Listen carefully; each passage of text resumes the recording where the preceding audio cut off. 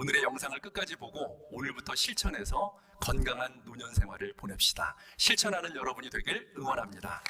야채를 많이 먹었는데 신장이 나빠졌다는 말 들어보신 적 있으신가요?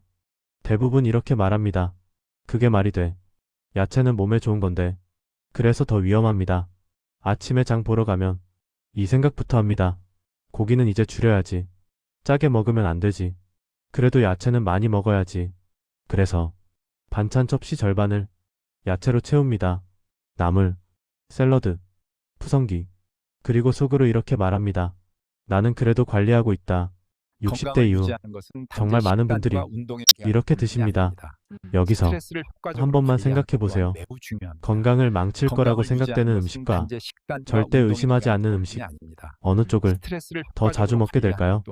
대부분 의심하지 않는 쪽입니다. 그래서 야채는 조심 없이 먹습니다. 실제로 67세 김모 어르신이 이렇게 말씀하셨습니다. 나는 평생 고기보다 야채를 더 먹었어. 그래서 신장은 걱정도 안 했지.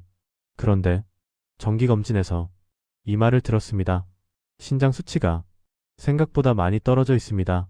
어르신이 제일 먼저 한 말은 이거였습니다. 아픈 데도 없는데요. 맞습니다. 신장은 아프다고 말하지 않습니다. 그래서 괜찮다고 생각합니다. 여기서 질문 하나 드리겠습니다. 신장이 망가질 때 가장 먼저 나타나는 게 통증일까요? 아니면 아침에 얼굴이 조금 붓는다든지 밤에 화장실을 한 번 더 간다든지 예전보다 쉽게 피곤해지는 걸까요? 대부분 이런 변화는 이렇게 넘깁니다. 나이 들어서 그렇지. 그런데 바로 이 순간에도 신장은 혼자 일을 하고 있습니다. 신장은 몸속 정수기입니다. 하루 종일 필요 없는 걸 걸러내고 내보내는 역할을 합니다. 문제는 이 정수기가 힘들다고 불평을 안 한다는 겁니다. 필터가 막혀도 물이 나오면 괜찮다고 생각하는 것과 같습니다. 야채가 바로 그렇습니다. 몸에 좋은 성분이 많아서 한 번에 많이 자주 들어옵니다. 신장 입장에서는 처리해야 할 일이 갑자기 늘어납니다. 이걸 모르면 건강식이 아니라 과부하가 됩니다. 특히 60대 이후에는 신장이 예전 속도로 일하지 못합니다. 젊을 땐 하룻밤이면 정리되던 것들이 지금은 조금씩 남기 시작합니다. 그런데도 우리는 예전처럼 먹습니다. 야채니까 괜찮겠지. 몸에 좋으니까 문제 없겠지. 여기서 다시 한번 생각해 보세요. 여러분은 야채를 먹고 나서 몸이 더 편해졌다고 느끼시나요? 아니면 그냥 늘 먹던 거라 아무 생각 없이 계속 드시고 계신가요? 이 차이가 5년 뒤를 갈라놓습니다. 신장은 조용히 망가지는 장기입니다. 그래서 문제가 눈에 보일 때는 이미 되돌리기 어려운 경우가 많습니다. 그때 대부분 이렇게 말합니다. 나는 몸에 좋은 것만 먹었는데. 그래서 이 영상은 야채를 끊으라는 이야기가 아닙니다. 어떤 야채를 어떻게 먹느냐에 대한 이야기입니다. 이걸 모르고 지나가면 신장은 아무 말 없이 버티다가 어느 순간 선을 넘습니다. 그래서 이 신호를 절대 그냥 넘기면 안 됩니다. 이미 많은 분들이 겪고 있지만 대부분 나이 탓으로 넘기는 신장이 보내는 가장 흔한 초기 신호부터 바로 짚어보겠습니다. 신장이 나빠졌다는 분들 이야기를 들어보면 공통으로 하는 말이 있습니다. 몸이 그렇게 안 좋다고는 전혀 생각 못했다는 말입니다. 왜 그럴까요? 신장은 아프다고 말하지 않기 때문입니다. 대신 아주 사소한 방식으로 신호를 보냅니다. 문제는 우리가 그걸 신호로 안 본다는 겁니다. 아침에 일어나서 거울 보다가 얼굴이 조금 부은 것 같아도 전날 짠 걸 먹었나 보다. 이렇게 넘깁니다. 밤에 화장실을 한 번 더 가게 돼도 나이 들면 다 그렇지. 이렇게 생각합니다. 하루 종일 괜히 피곤해도 요즘 기운이 없네 하고 지나칩니다. 여기서 한 번만 생각해 보세요. 이런 변화들이 하루 이틀이 아니라 몇 달째 계속되고 있지는 않으신가요? 68세 박모 어르신 이야기입니다. 이분은 특별히 아픈 데가 없었습니다. 다만 요즘 들어 아침에 손이 좀 붓는 느낌, 밤에 소변을 한 번 더 보는 습관, 그리고 예전보다 쉽게 지치는 느낌이 있었습니다. 본인은 이렇게 생각했습니다. 이 나이에 안 그런 사람이 어딨어. 그런데 정기검진에서 신장 수치가 경계선 아래로 내려가 있다는 말을 들었습니다. 그때 어르신이 하신 말입니다. 나는 아픈 줄은 정말 몰랐어요. 여기서 아주 중요한 질문 하나 드리겠습니다. 신장이 망가질 때 가장 먼저 나타나는 건 병원에서 알려주는 병명일까요? 아니면 지금 말씀드린 이런 생활 속 변화일까요? 답은 생활 속 변화입니다. 그래서 더 위험합니다. 신장은 참을 수 있을 때까지 아무 말도 하지 않습니다. 그러다 수치로 드러날 때는 이미 꽤 진행된 경우가 많습니다. 특히 60대 이후에는 이 신호들이 더 헷갈립니다. 나이 탓인지 몸 문제인지 구분이 안 되기 때문입니다. 그래서 대부분 그냥 넘깁니다. 그런데 여기서 하나 더 생각해 볼 점이 있습니다. 이 신호들이 왜 하필 야채를 많이 먹는 분들에게 자주 나타날까요? 야채는 몸에 좋다는 믿음이 강해서 먹는 양도, 먹는 방식도 조절하지 않기 때문입니다. 이 이야기를 들으면 이런 생각이 들 수도 있습니다. 그럼 야채를 줄여야 하나? 아닙니다. 문제는 야채 그 자체보다 신장이 지금 그걸 감당할 수 있느냐입니다. 그래서 다음 이야기에서는 왜 나이가 들수록 신장이 야채에 더 민감해지는지 그 이유를 아주 쉽게 풀어보겠습니다. 조금만 이해하셔도 지금 드시는 식습관을 완전히 다르게 볼 수 있습니다. 신장이 왜 나이가 들수록 예전과 다르게 반응하는지 이해하시면 지금 드시는 음식이 전혀 다르게 보이기 시작합니다. 어렵게 설명하지 않겠습니다. 신장은 집에 있는 정수기와 비슷합니다. 처음 새 제품일 때는 물도 잘 걸러지고 속도도 빠릅니다. 조금 막혀도 금방 회복됩니다. 그런데 오래 쓰면 어떨까요? 필터가 조금씩 막히고 물 나오는 속도도 느려집니다. 신장도 똑같습니다. 60대 이후에는 신장이 일을 안 하는 게 아니라 일하는 속도가 느려집니다. 문제는 우리는 그걸 모르고 예전처럼 먹는다는 겁니다. 여기서 한번 생각해 보세요. 같은 양의 음식이 젊었을 때와 지금 몸에 주는 부담이 정말 같을까요? 답은 절대 아닙니다. 특히 야채처럼 몸에 좋은 성분이 많은 음식은 신장 입장에서 처리해야 할 일이 더 많아집니다. 이게 많은 분들이 몰랐던 사실입니다. 몸에 좋은 성분이 많다는 건 신장이 더 많이 걸러야 한다는 뜻이기도 합니다. 그래서 야채를 많이 먹는다고 해서 신장이 편해지는 건 아닙니다. 오히려 지금 상태에 따라서는 부담이 될 수 있습니다. 여기서 자연스럽게 한 가지 질문 드리겠습니다. 신장이 힘들어질 때 제일 먼저 문제가 되는 건 기름진 음식일까요? 아니면 한꺼번에 많이 들어오는 특정 성분일까요?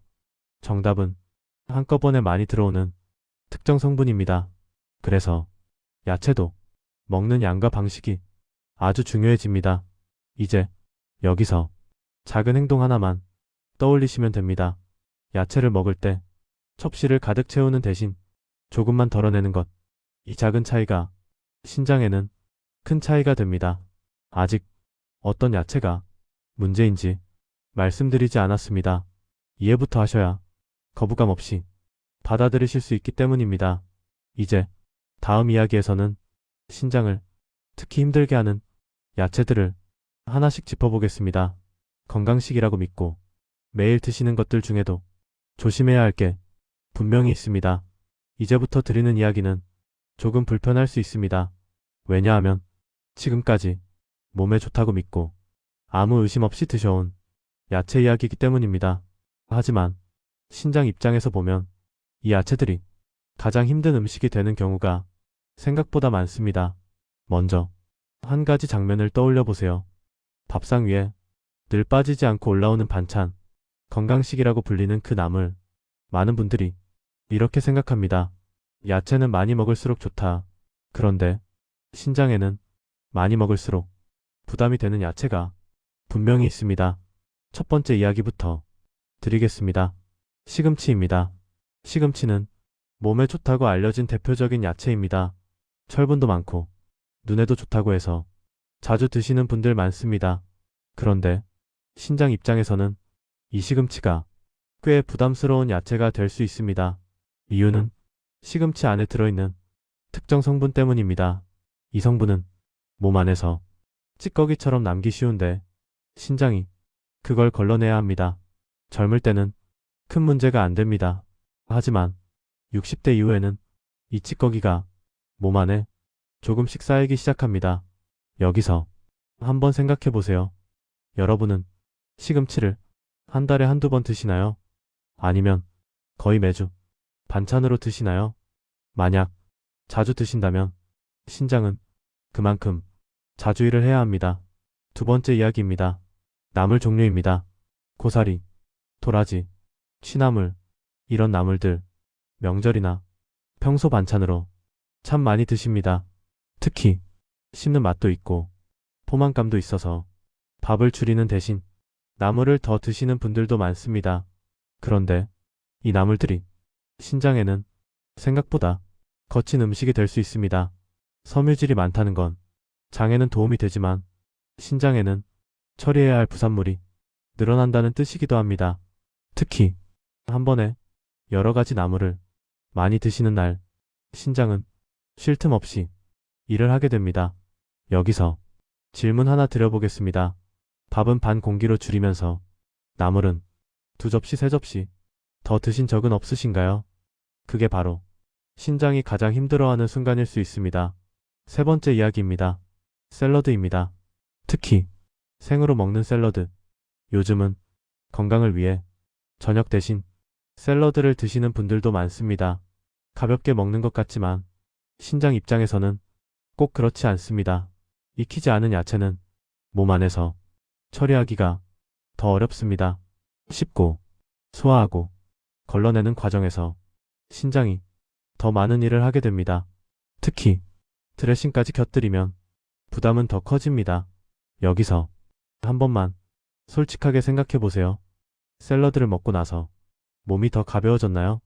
아니면 속이 더부룩하거나 괜히 피곤해진 적은 없으신가요? 이런 반응이 있었다면 신장은 이미 신호를 보내고 있었을 수 있습니다. 여기서 중요한 말씀 하나 드리겠습니다. 이 야채들이 무조건 나쁘다는 말이 아닙니다. 문제는 지금의 신장 상태에서 어떻게, 얼마나 자주 먹느냐입니다. 신장이 건강한 상태라면 큰 문제가 안 될 수 있습니다. 하지만 이미 조금이라도 기능이 떨어진 상태라면 이 야채들이 부담으로 바뀔 수 있습니다. 그래서 이제부터 중요한 선택이 필요해집니다. 계속 좋다고 믿고 같은 방식으로 드실 것인지 아니면 신장을 덜 힘들게 하는 다른 선택을 할 것인지 여기서 한 가지 더 생각해 보셔야 할 질문입니다. 신장을 살리는 음식이 정말 없을까요? 매번 피해야 할 것만 줄여야 할까요? 다행히 그렇지 않습니다. 신장을 덜 힘들게 하고 오히려 회복을 돕는 채소도 분명히 있습니다. 다음 이야기에서는 신장을 되살리는 쪽에 가까운 기적의 채소들을 차분히 소개해 드리겠습니다. 지금까지 드신 이야기를 듣고 나면 밥상 위 풍경이 완전히 달라질 수 있습니다. 앞에서 신장을 힘들게 할 수 있는 야채 이야기를 들으면서 이런 생각 드셨을 겁니다. 그럼 도대체 뭘 먹어야 하냐? 괜히 겁만 주는 이야기 아니냐? 그래서 이제부터는 마음 놓으셔도 됩니다. 신장을 덜 힘들게 하고 오히려 쉬게 만들어주는 채소들도 분명히 있습니다. 비싸지 않습니다. 특별할 것도 없습니다. 지금도 부엌에 있을 가능성이 큽니다. 먼저 한 가지 장면부터 떠올려 보세요. 밥 먹고 나서 속이 편안했던 날과 괜히 더부룩하고 피곤했던 날, 그날 먹은 반찬을 한번 떠올려 보신 적 있으신가요? 신장은 그 차이를 정확히 기억합니다. 첫 번째 채소 이야기입니다. 애호박입니다. 애호박은 부드럽고 자극이 적습니다. 익혀 먹기 쉽고 국에도 볶음에도 자주 쓰입니다. 신장 입장에서 보면 이 애호박은 처리하기 편한 채소에 가깝습니다. 몸 안에 찌꺼기를 많이 남기지 않고 수분과 함께 부담 없이 지나갑니다. 그래서 신장이 예민한 분들, 고혈압이나 당뇨가 있는 분들, 특히 속이 자주 더부룩한 분들에게 상대적으로 안전한 편입니다. 여기서 한번 생각해 보세요. 애호박 반찬을 먹은 날 몸이 더 무거웠던 기억이 있으신가요? 대부분은 그렇지 않습니다. 두 번째 채소 이야기입니다. 무입니다. 무는 생각보다 신장에 부담이 적은 채소입니다. 특히 국이나 찌개로 익혀 먹었을 때 그 장점이 더 살아납니다. 무는 수분이 많고 몸 안에서 처리 과정이 단순합니다. 그래서 신장이 괜히 애쓰지 않아도 됩니다. 여기서 자연스럽게 질문 하나 드려볼게요. 무국 한 그릇 먹고 나서 속이 편안했던 기억 있으신가요? 그게 바로 신장이 덜 힘들었다는 신호일 수 있습니다. 세 번째 채소 이야기입니다. 양배추입니다. 양배추는 익혀도 좋고 조금만 익혀도 부드러워집니다. 섬유질은 있지만 거칠지 않고 몸 안에서 비교적 얌전히 지나갑니다. 특히 국이나 찜, 볶음으로 드시면 신장 부담이 더 줄어듭니다. 여기서 중요한 포인트 하나 있습니다. 이 채소들이 기적의 약처럼 신장을 고쳐준다는 뜻은 아닙니다. 하지만 적어도 신장을 괜히 혹사시키지는 않습니다.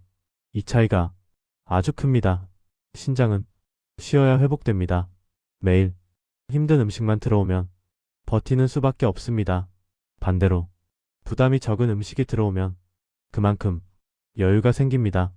여기서 한 가지 더 생각해 보셔야 할 질문입니다.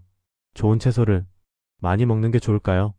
아니면 조금씩 나눠 먹는 게 좋을까요? 정답은 조금씩 나눠서입니다. 아무리 신장에 부담이 적은 채소라도 한 번에 많이 먹으면 신장은 또다시 일을 몰아서 하게 됩니다. 그래서 채소는 종류보다 양과 타이밍이 더 중요합니다. 아침에 국으로 조금, 점심에 반찬으로 조금, 이 정도면 충분합니다. 저녁에 배가 고프다고 채소를 한 접시 가득 몰아서 드시는 건 오히려 좋지 않습니다. 특히 잠들기 전에는 신장이 회복 모드로 들어가야 하는 시간입니다. 그때 많은 양의 채소가 들어오면 신장은 다시 야근을 하게 됩니다. 이제 여기까지 들으셨다면 이런 생각이 드실 수 있습니다. 알겠는데 그래도 어떻게 정리해서 하루를 보내야 할지 헷갈린다. 그래서 다음 이야기에서는 아주 단순한 방식으로 하루 중 어느 끼니에서 어떤 채소를 어떻게 먹으면 좋은지 딱 정리해서 말씀드리겠습니다. 이 부분만 들어도 오늘 저녁 밥상부터 바꾸실 수 있습니다. 이제 머릿속을 한번 정리해 볼 시간입니다. 지금까지 들은 이야기를 하나로 묶지 않으면 막상 식탁 앞에서 또 예전 습관으로 돌아가기 쉽습니다. 그래서 오늘은 딱 이것만 기억하시면 됩니다. 하루를 어떻게 먹느냐가 신장을 살릴 수도 힘들게 할 수도 있다는 것. 복잡하게 바꾸지 않아도 됩니다. 하루 세 끼를 전부 고칠 필요도 없습니다. 한 끼만 제대로 정리해도 신장은 훨씬 편해집니다. 먼저 아침 이야기부터 해보겠습니다. 아침에 급하게 움직이면서 입에 뭐라도 넣는 분들 많으시죠? 이때 샐러드 한 접시 몸에 좋을 것 같아서 선택하는 경우도 많습니다. 여기서 한번 생각해 보세요. 잠에서 막 깬 신장이 가장 먼저 힘든 일을 해야 할까요? 아니면 부담 없는 일부터 시작하는 게 좋을까요? 정답은 부담 없는 쪽입니다. 아침에는 익힌 채소를 조금만 드세요. 국에 들어간 무, 애호박 몇 조각, 양배추 살짝, 양은 주먹 반 개 정도면 충분합니다. 이것만으로도 신장은 아침을 훨씬 편하게 시작합니다. 이제 점심입니다. 점심은 하루 중 신장이 가장 활발한 시간입니다. 그래서 이때가 채소를 먹기 가장 괜찮은 때입니다. 하지만 여기서도 규칙 하나는 지켜야 합니다. 여러 가지를 한꺼번에 많이 먹지 않는 것. 반찬으로 채소 2가지까지만, 그 이상이면 신장은 일이 몰립니다. 여기서 자연스럽게 질문 하나 드리겠습니다. 점심에 반찬 종류가 많을수록 몸이 더 가벼웠던 기억이 있으신가요? 아니면 오히려 더 피곤해졌던 적이 많으신가요? 대부분 후자입니다. 이건 신장이 점심부터 과로했다는 신호일 수 있습니다. 이제 가장 중요한 저녁 이야기입니다. 저녁은 신장이 회복 모드로 들어가야 하는 시간입니다. 그래서 저녁 식탁이 하루 중 가장 중요합니다. 여기서 하지 말아야 할 것 딱 하나만 말씀드리겠습니다. 배가 덜 찼다고 채소를 한 접시 가득 몰아서 먹는 습관. 특히 생야채, 샐러드.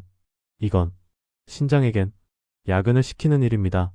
대신 이렇게 해보세요. 익힌 채소 한 가지, 소량, 숫자로 말하면 젓가락으로 서너 번 집을 정도면 충분합니다. 이 정도만 지켜도 밤새 신장이 쉬어갈 수 있습니다. 여기서 퀴즈처럼 하나만 더 생각해 보세요. 신장을 살리는 식습관은 특별한 음식을 먹는 걸까요? 아니면 먹는 양과 타이밍을 조절하는 걸까요? 정답은 두 번째입니다. 신장은 예민한 장기입니다.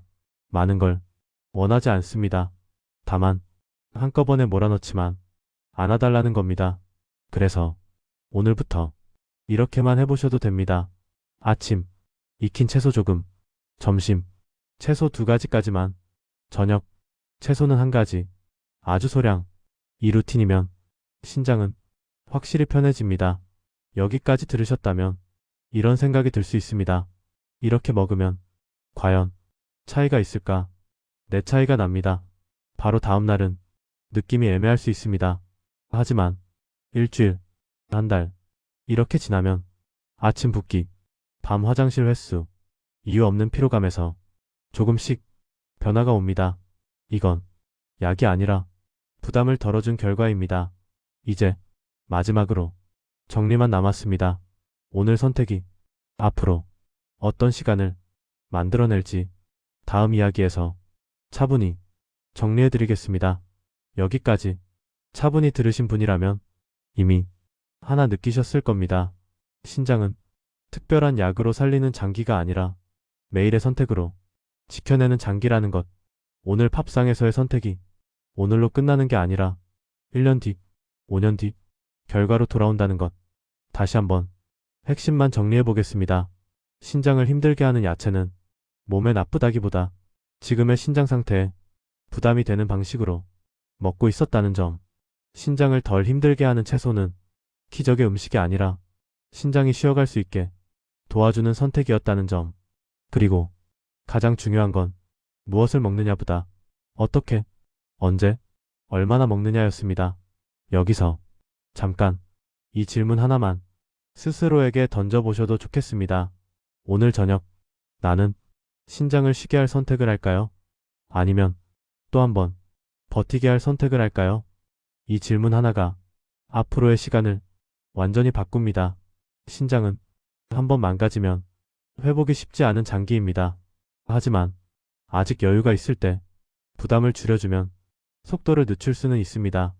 그래서 오늘 이야기의 핵심은 겁주기가 아닙니다. 지금이라도 선택할 수 있다는 이야기입니다. 오늘부터 아침에 익힌 채소 조금, 점심에는 과하지 않게, 저녁에는 신장이 쉬도록. 이렇게만 해도 신장은 훨씬 편해집니다. 이건 오늘만의 이야기가 아닙니다. 앞으로 5년을 버티는 이야기입니다.